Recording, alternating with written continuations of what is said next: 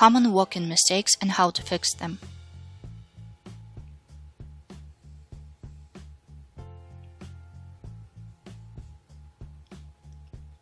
Poor fit.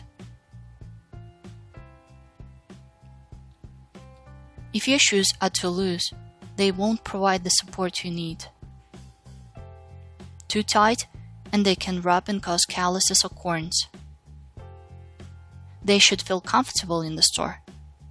Roomy enough to wiggle your toes with ease, but snug enough to keep your foot from sliding around.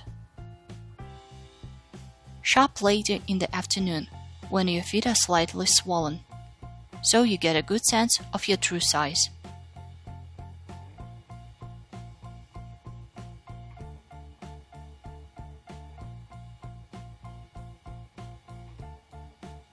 Tuned out. You may like to escape into your own music or podcast, but it could be unsafe if it's too loud. If you must listen, look for headphones that let in sounds from the outside. And keep the volume low enough so that you can hear what's going on around you. A speeding bus, a honking car, a barking dog, an ambulance siren.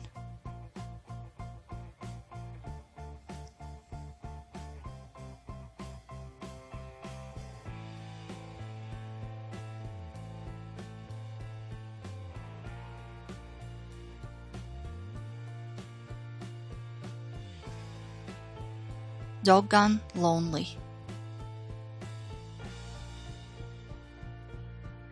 Don't leave Fido at home. He'll be thrilled to join you on your stroll about the neighborhood. And that enthusiasm might just rub off.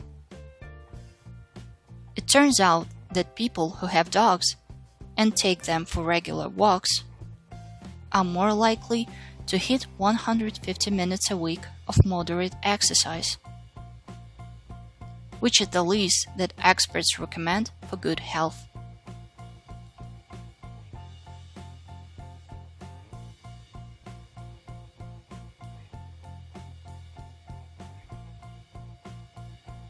Losing count. Counting steps or miles or kilometers or minutes is important. That way, you know whether you are meeting your exercise goals. It also could help motivate you.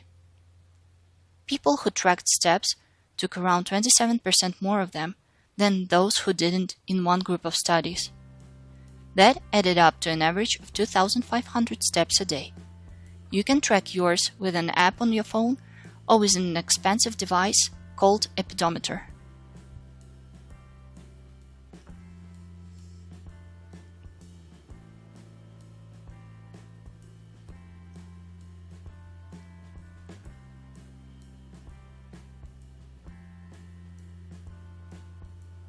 Slumped Stance. You might have a hunched posture from sitting at a computer all day, but don't bring it on your walk. The right walking posture can help you walk faster and longer and help prevent injury. Try to lift your spine as if there were a string pulling you up from the top of your head. Your eyes should be forward, your shoulders down, back and relaxed. Swing your arms naturally and freely as you step to your feet, lightly from heel to toe.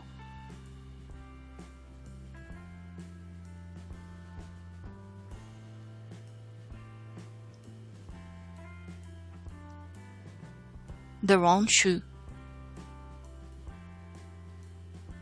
You probably already know that high heels aren't the best choice. Tennis and basketball shoes also present problems.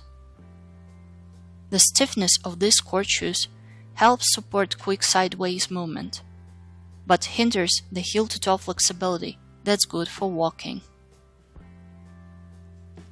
Look for a shoe with a well-padded heel that's light, breathable, and water-resistant. A running shoe might work as well as a walk-specific model.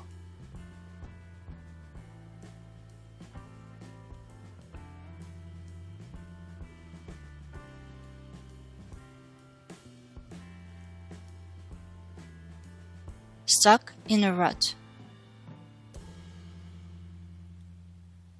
You might get bored and lose interest in your walk if you go the same route every day.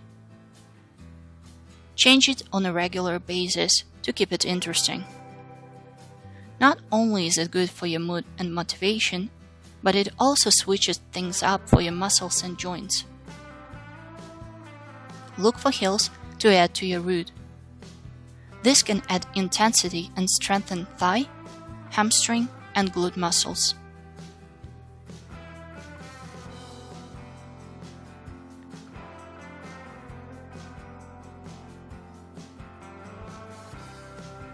Staring at a screen.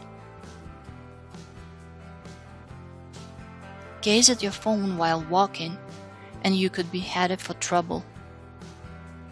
You might trip or even step into traffic. It happens a lot. Pedestrian injuries linked to phones has more than doubled since 2004. And most walkers, 60%, are distracted by their phones or something else. Stop, get out of the way, and finish your business before walking again.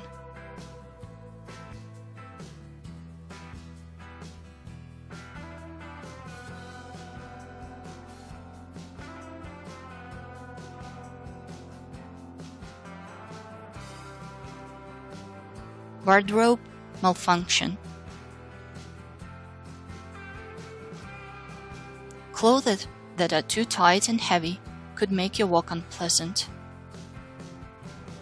They should be loose, comfortable, and breathable, so you can move easily and they won't get wet from sweat or humidity. You can remove thin layers as you get warmer and add them back when you're cold.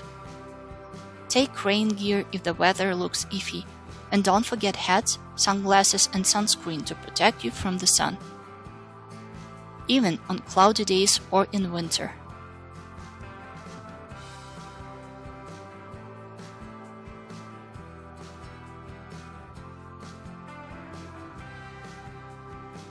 Out of touch. As long as you don't get distracted by it, your phone is a plus. Don't leave it at home. You can use it to find a map if you are lost, or to call someone in case of emergency. And it can be a useful way to track your distance and location. Just remember to charge it up before you go.